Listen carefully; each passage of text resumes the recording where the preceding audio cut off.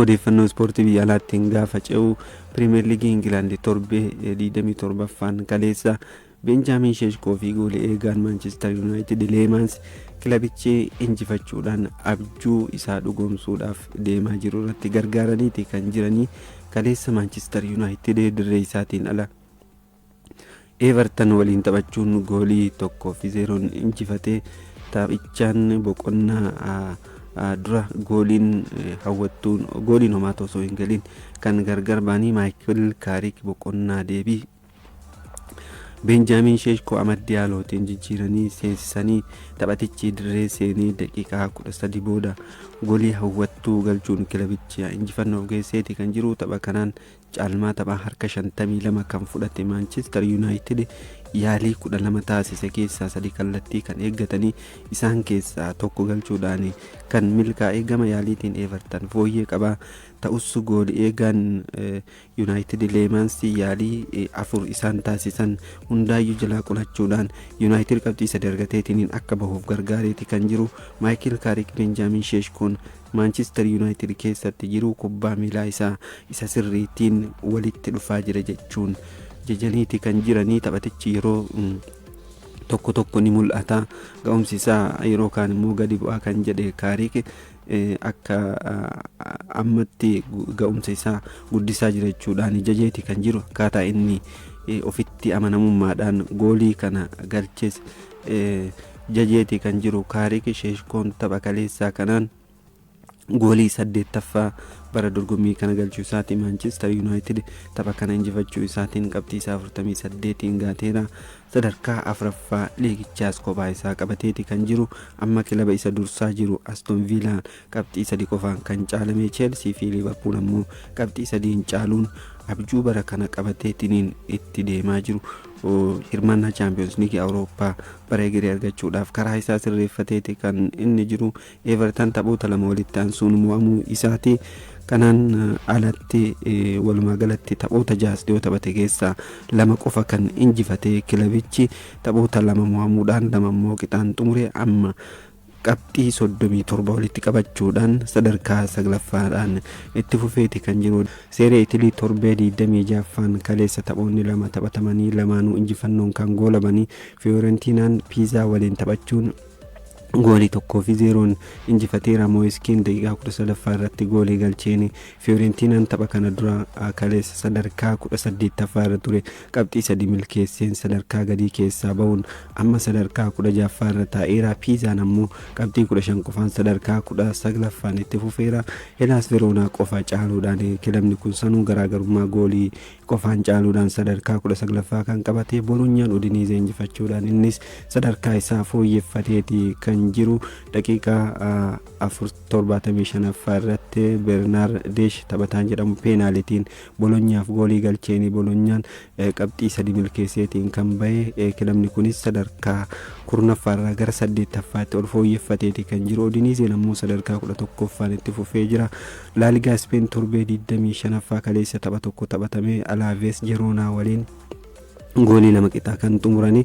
Alaavesiif lammiin Arjentiinaa Luukas Boo'ee goolii 2 daqiiqaa 5ffaa fi 89ffaa irratti kan galchee fi Jiroonaanis sanbooda goolii 2 galchuudhaan qixaan kan bahanii. Alaaves qabxii 1 argateen sadarkaa 15ffaa irraa gara 14ffaatti ol siqee. Jiroonaan qabxii 30 sadarkaa 11ffaa irraa tureeti kan jiru. Odeeffannoo Champions League Awurooppaatiin wal qabatanitti gaafataroo Champions League Awurooppaa taphoonni mo'atanii darbuu kan galgala har'aan taphatamu isaan keessaa Newcastle United dirree isaa irratti Karabag waliin morkiin taasisuun eegamaa. Newcastle kana dura dirree isaatiin ala goolii 6-1 injifachuun kan deebi'ee qormaata isaa guddaa xumureera jechuun ni danda'ama.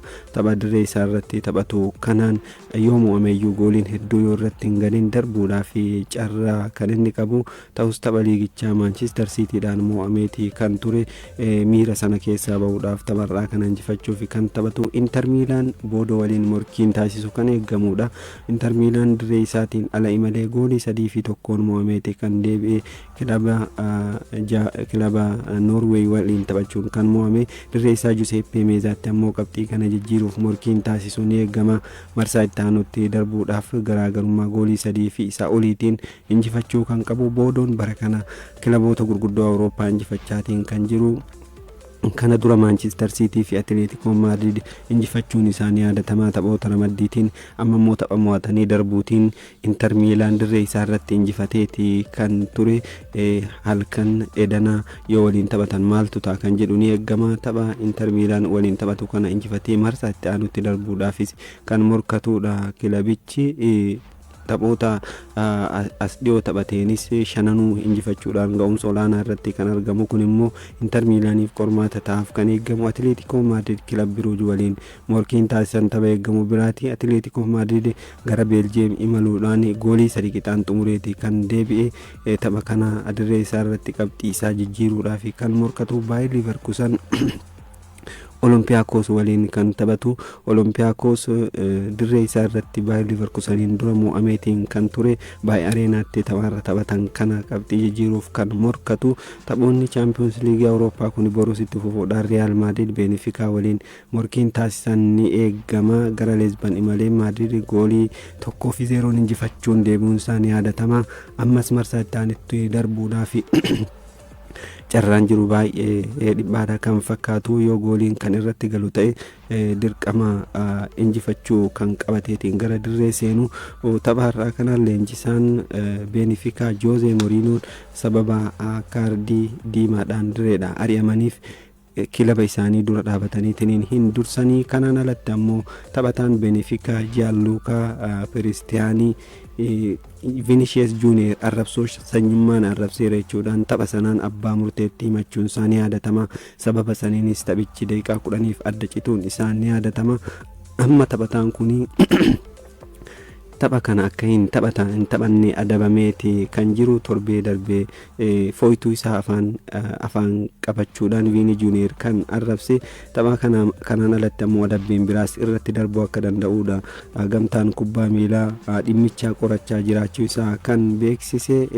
Kanaan alatti taphoota Champions League Awurooppaa kanaan boru PSG Monaco waliin morkiin taasisan ni eegama. Kanaan alatti Juventus Galatasaray waliin kan taphatu. Taphni Juventus fi Galatasaray Juventus tapha duraa gara Tarkiyyee malee goolii 5-2 kan mo'ame. Amma immoo dirree isaa Allianzitti garaagarummaa goolii 3 fi sanaa oliitiin injifachuudhaaf kan inni taphatu. Atalantaan Dortmund waliin morkiin taasisan boru kan eegamu. Tapha biraati. Odeeffannoo biraatiin Tottenham torbee 27ffaa liigichaatti Arsenaaliin mo'amuu isaatiin amma carraan liigicha keessaa gadi bu'uu isaa bal'achaa jira jedhamaatiin kan jiru. Kilabichi qabxii 4 qofaan sadarkaa gadii irraa fagaateeti kan argamu. Waancaaf morkataa kilaba ture. Amma immoo sadarkaa gadii keessa sadarkaa turmaata liigichaa argachuudhaaf kan inni morkatu. Adeemsa amma irra jiru kanaan yoo kan itti fufu ta'e yookaan immoo qabxii isaa yookaan hin jijjiirre ta'e immoo liigicha keessaa gadi bu'uudhaaf carraan isaa bal'aadha jedhamaati kan jiru. Taphoota 11 qofa kan hafe ta'us kilabichi taphattoota 11 miidhamaa fi adabbii garaagaraatiin kan dhabe.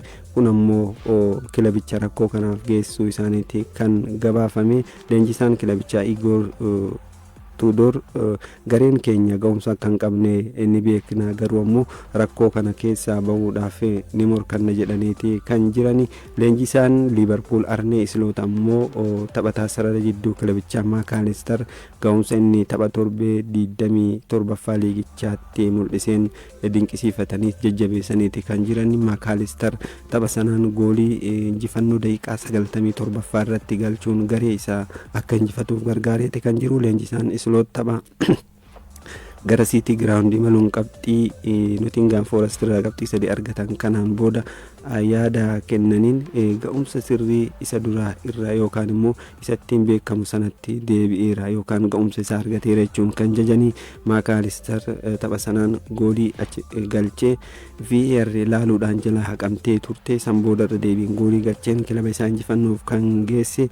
Wanti tapha kanaan Maakalister irraa mul'ate ga'umsa isaa taphoota 7 yookaan 8 darbanii nutti agarsiisuuf yaalaa ture. Kan taphaarraa kana garuu tapha ga'umsa sirrii argate jechuudhaan kan jajanii Sloot Maakaalister qofa osoo hin taane taphattoonni isaanii gara ga'umsaatti deebi'aa jiraachuu kaasuudhaan yeroo akkanaatti immoo goolii murteessituu akkana galchuun adda si godhachuudhaan kan jajanii walakkaa maaraatoonii Ameerikaa bulchiinsa Meeksikoo magaalaa Guadalajaraatti fiigameen atileetonni Itoophiyaa dhiiraa fi dubaraanis tokkoffaa bahuun kan goolabanii fageenya dhiiraan gammachuu diidhaa dubaraan ammoo Kololee Makaashuu tokkoffaa bahuudhaan kan xumuranii dhiiraan gammachuu diidhaa sa'aatii 1 daqiiqaa 3 fi sekondii 38 fiiguudhaan tokkoffaa kan bahe atileetota Keeniyaa irraa morkii jabaa keessummeessee boodarraa kan injifatee atileetii Keeniyaa isa waliin daran morkachaatiin ture Isaayi Kipchoge Laasooy atileetiin jedhamu sa'aatii 1 daqiiqaa 3 fi sekondii 38 isa waliin qixa garuu maayikiroo sekondii qofaan isa caaluudhaan gammachuu diidaa tokkoffaa kan bahe. Kanaan alatti ammoo Mooses Kibeet atileetiin Keeniyaa bira isaan waliin morkachaatiin kan ture sekondii 5 qofaan caalamuudhaan sadaffaat kan bahe. Atileetonni 20 dorgommii kanarratti hirmaatan keessa atileetiin Itoophiyaa tokko, kan Keeniyaa 5, atileetiin Jaappaan tokko, atileetonni Meeksikoo 13 dorgommii kanarratti hirmaatanii isaan keessaa atileetiin Itoophiyaa tokkoffaa bahuudhaan olaantummaan goolabeetii kan jiru. Walakkaa maaraatoonii dubaraatiinis Kololee Makaashuu sa'aatii 1 daqiiqaa 12 fi sekondii 49 fiiguudhaan tokkoffaa kan baate. Atileetii isheetti aantu Jeeroob Kowaabaayii jedhamtu waliin morkii cimaa gaggeessaatiin kan turte sekondii 5 qofaan caaluudhaan sadarkaa tokkoffaa kan baate. Atileetiin Itoophiyaa biraa Daraartuu Haayiluu fageenya kana hirmaachuudhaan sa'aatii 1 daqiiqaa 16 fi sekondii 6 fiiguudhaan sadarkaa 8ffaan kan xumurte. Odeeffannoo kubbaa miilaatiin wal qabatanitti gaafa ce'u CB Pirimeer Liigii Itoophiyaa torbee 20ffaan kaleessa Maqaleessa Baandartaan Midra Gannat Shiree waliin taphachuun goolii 1-0 irra aaneera. Maqaleef Sintaayyoo Mangistuu daqiiqaa 47ffaa irratti goolii ittiin injifatan galcheef. Sintaayyoo Mangistuu bara kana tapha 20 booda goolii jalqabaa liigichaa galchuu isaati. Kanaan alatti goolii injifannoo galchuun kilabichi qabxii 3 akka milkeeffatuuf kan gargaare. Sintaayyoon taphataa cimaa tapha kaleessaa kanas ta'uun filatameeti kan jiru. Sadarkaa gadii keessaa bahuudhaaf morkataa kan ture Maqaleen amma qabxii 3 milkeesseen sadarkaa isaas fooyyeffateera. Midra Gannat Shireen ammoo qabxii 23 walitti qabachuudhaan har'a mo'amuu isaatiin sadarkaa isaa osoo hin fooyyeffatin kan hafe. Walumaa galatti CB Pirimeer Liigii Itoophiyaa torbee 20ffaa kana taphoonni 9 isteediyemii Yuunivarsiitii Saayinsii fi Teekinooloojii Adaamaa fi akkasuma isteediyemii Yuunivarsiitii Hawaasaatti kan taphatame. Isaan keessaa taphoonni 4 qixaan kan xumuramanii taphni 5 immoo injifannoon kan goolabame. Taphni guyyaa lammaffaa taphatame hundinuu qixaan kan xumurame. Kanaan alatti taphoota torbee 20ffaa kanaan gooliin 18 yoo galu giddu galeessaan tapha tokkoon goolii 2 akka galuuti jechuudha. Tapha torbee 20ffaa kanaan kilaboota waliin taphatan keessaa Walaayitaa Diichaa fi Machaal goolii hedduu galchuudhaan gidduu isaaniitti gooliin 7 galuudhaan Walaayitaa Diichaan 4 fi 3 kan injifate tapha gooliin hedduu irratti galeedha. Torbee kana dursitoonni liigichaa Bunni Sidaamaa, Hawaasaa fi akkasuma Nageellee Arsiin osoo hin injifatin garuu ammoo sadarkaa isaanii eegsifataniiti kan jiranii. Faasil mo'amee innis sadarkaa afuraffaadhaan kan itti fufe. Adaamaan injifachuu isaatiin sadarkaa isaa fooyyeffateeti kan inni jiru. Itoo Elektiriik sadarkaa 7ffaadhaan kan itti fufe. CB Pirimeer Liigii Itoophiyaa kana kanumaan bira taruudhaan odeeffannoowwan biyya keessaa biraatti gaafa darbuu Itoophiyaatti yeroo jalqabaatii fi dorgommiin kubbaa miilaa qaroo dhabeeyyii gaggeeffamuufi jedhameeti kan jiru. Taphni kubbaa miilaa qaroo dhabeeyyii kubbaa miilaatiin qaroo dhabeeyyiin akka hirmaatan gochuu fi akkasuma beeksisuuf kaayyoo qabameedha jedhameeti kan jiru. Koreen Olompikii Itoophiyaa Federeeshinii Kubbaa Miilaa Itoophiyaa fi akkasuma Koree Olompikii Itaalii waliin ta'uun dorgommii kana qopheessuuf hojjechaa jiraachuu Ministeerri Aadaa fi Ispoortii beeksisee jira. Kanuma bu'uura godhachuudhaan kubbaan miilaa qaroo dhabeeyyii eegalchiisuudhaaf akkaadaamii ispoortii Itoophiyaatti gurraandhala 11 irraa eegalee leenjiin leenjisummaa fi abbootii murtee kennamaa ture. Kanaanis abbootiin murtee 4 fi leenjistoonni 8 leenjii kana akka fudhatanidha kan gabaafame. Waldaan ispoortii qaama miidhamtootaa yookaan qaroo dhabeeyyii Itaalii irraa kan dhufe adeemsa leenjii fi akkasuma teeknikaa biyyattii keessatti gaggeeffamu gargaaraa kan jiru ta'uu isaa beeksifameeti kan jiru. Leenjistoonni ulaagaalee leenjii fi akkasuma abbootii murtee leenjisummaa kan idil addunyaa kan guutan yoo ta'e immoo beekamtiin waldaa kana irraa ni kennamaaf jedhameeti kan jiru. Koreen paaraolimpikii Itoophiyaa, federeeshinii kubbaa miilaa Itoophiyaa fi koree paaraolimpikii Itaalii leenjii dorgommii fi teeknikaa irratti waliin hojjechuuf waliigaluu isaaniiti kan gabaafame. Sadarkaa Afrikaatti Itoophiyaa dabalatee biyyoonni 10 tapha kubbaa miilaa qaroo dhabeeyyii eegalchiisuudhaaf ni argamu jedhameeti kan eegamu.